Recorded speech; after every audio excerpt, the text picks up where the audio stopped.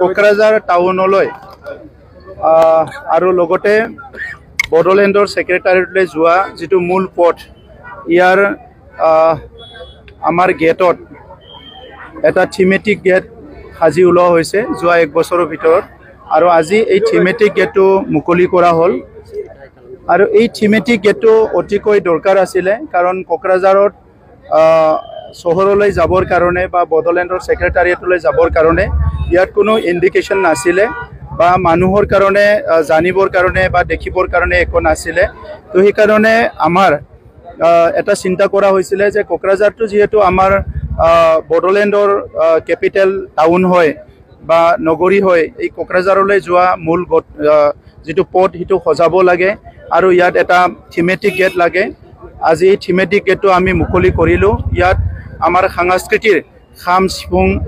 আমাৰ চেৰজা এই গোটেই সাংস্কৃতিকৰ বিভিন্ন এলিমেণ্টছবিলাক বিভিন্ন আমাৰ ইনষ্ট্ৰুমেণ্টবিলাক লৈ পেলাই গেটটো ডিজাইন কৰা হৈছে আমাৰ ডিজাইনাৰ সঞ্জীৱ দৈমাৰী ডাঙৰীয়াক ধন্যবাদ জনাইছে অতি সুন্দৰ এটা গেট ইয়াত নিৰ্মাণ কৰি ওলাইছে মই আশা কৰোঁ এই গেটটো চবে দেখি পেলাই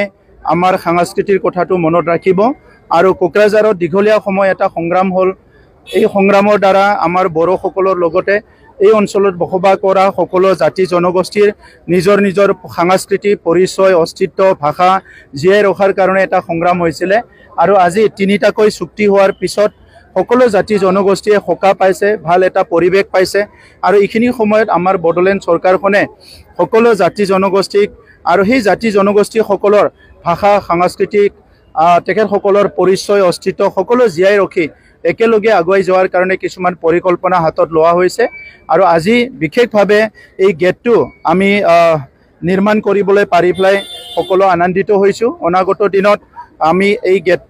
গেটত যিখিনি সাংস্কৃতিক এলিমেণ্টছবিলাক ৰাখিছোঁ অইন জনগোষ্ঠীৰ কাৰণে আমাৰ এই কাৰিগাঁৱৰ পৰা ছেক্ৰেটাৰিয়েটলৈকে যি 18 কিলোমিটাৰ ৰাস্তা আছে এই ৰাস্তাটো ভৱিষ্যতত এইটো 4 লেন কৰাৰ এটা আমাৰ পৰিকল্পনা আছে আৰু যেতিয়া 4 লেনৰ